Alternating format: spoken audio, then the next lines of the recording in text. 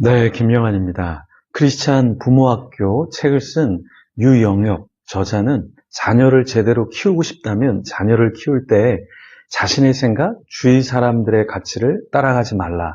이렇게 이야기를 했습니다. 그러니까 저자는 자녀를 키울 때 좀 세 가지를 우리가 잘해야 된다. 이렇게 얘기를 했는데요. 첫째는 뭐냐면 다른 사람의 말, 그리고 자기의 내면의 소리에 너무 귀를 기울이지 말고 일단 사랑과 격려를 열심히 해줘라. 그리고 두 번째는 분명한 기준을 제시해 주어야 한다. 세 번째는 성실한 점검, 징계가 필요하다. 이렇게 이야기를 했습니다. 그렇다고 해서 자녀를 너무 율법적으로 구속하라 이런 말은 아니죠. 완벽한 부모는 없다라는 책을 쓴 해외 저자 폴 트립이라는 베스트셀러 저자가 있습니다. 이 저자는 보상 방식에 대해서 율법적인 억압은 별로 좋지 않다 이렇게 이야기를 했습니다. 그 예로 그 책의 한 이야기의 내용이 뭐냐면 베키라고 하는 이 부모가 있는데 토요일 침묵하는 그런 저녁 식사 시간을 갖게 하는 규칙을 가진 부모가 있는데요. 처음에는 괜찮은 듯 했지만 나중에 보니까 이 자녀가 굉장히 억압감을 갖고 있었다라는 것이었어요. 그래서 폴 트립은 뭐라고 이야기하냐면 하나님의 법을 일상생활에서 적용시키는 것은 너무나 중요하지만 너무 억압적이고 율법적인 것은 오히려 좋지 않다. 이렇게 이야기를 했습니다. 그런데 우리가 잘 아는 이제 오은영 저자 또 방송인은 뭐라고 이야기하냐면 못 참는 아이 욱하는 부모라는 책에서 소아정신과 저자로서 만 3세가 넘으면 반드시 방임하지 말라. 조절과 통제를 가르쳐야 한다. 이렇게 강조를 하고 있습니다. 그러니까 무슨 말이냐면 무조건 아이를 그냥 놔두는 것이 아이를 위한 것이 아니라 이제 아이가 3살 정도 되면은 뇌가 발달하게 되고 감정이 생기고 욕구가 이제 조절할 수 있는 나이가 되어지는데 그때의 그 시기를 잘 이용해서 아이에게 안 되는 것도 가르쳐주고 훈육도 해야 된다라는 이야기를 한 것이죠. 자, 오늘 본문의 내용에 보면 야곱이 이 아들 요셉을 사랑하는 그 내용이 나옵니다. 그런데 가정교육에 있어서 좀 실수한 부분도 있죠. 우리는 그러면 그 실수한 부분을 살펴보면서 어떻게 가정교육을 하고 또 어떻게 가정교육을 받아야 하는지 같이 고민을 하면 좋겠습니다. 창세기 37장 1절에서 11절까지의 말씀인데요. 먼저 1절에서 4절까지의 말씀 같이 읽어보겠습니다. 야곱이 가나안 땅 곧 그의 아버지가 거류하던 땅에 거주하였으니 야곱의 족보는 이러하니라. 요셉이 17세의 소년으로서 그의 형들과 함께 양을 칠 때에 그의 아버지의 아내들 빌하와 실바의 아들들과 더불어 함께 있었더니 그가 그들의 잘못을 아버지에게 말하더라. 요셉은 노년에 얻은 아들이므로 이스라엘이 여러 아들들보다 그를 더 사랑하므로 그를 위하여 채색옷을 지었더니 그의 형들이 아버지가 형들보다 그를 더 사랑함을 보고 그를 미워하여 그에게 편안하게 말할 수 없었더라. 야곱은 어디에 거주했죠? 1절에 보니까 이삭이 거류하던 땅에 머물러 있었습니다.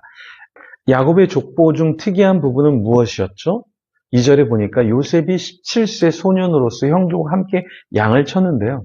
요셉은 이삭의 아내들 빌하와 실바의 아들들과 더불어 함께 있었습니다. 그 중에서 이 족보의 특이한 부분은 요셉이 누구보다 더 많이 사랑을 받았다라는 것이죠. 그러니까 요셉은 왜 아들의 여종들 빌하와 실바의 아들들과 함께 있었을까요? 한 가족이니까 있었겠죠. 그런데 유독 더 많은 사랑을 받았다라는 것이 특이한 것이죠. 야곱은 요셉을 여러 아들들보다 더 사랑했는데요. 그것은 노년에 얻은 아들이었기 때문에 또 자신이 사랑했던 여인의 아들이기 때문에 더 많이 편애를 했던 것이죠. 그래서 채색 옷을 지어서 입혀 주었습니다. 시기 질투를 받게끔 만들었죠. 이건 굉장히 잘한 게 아니라 오히려 아들에게 요셉에게 해가 되는 요소가 될 수 있었죠.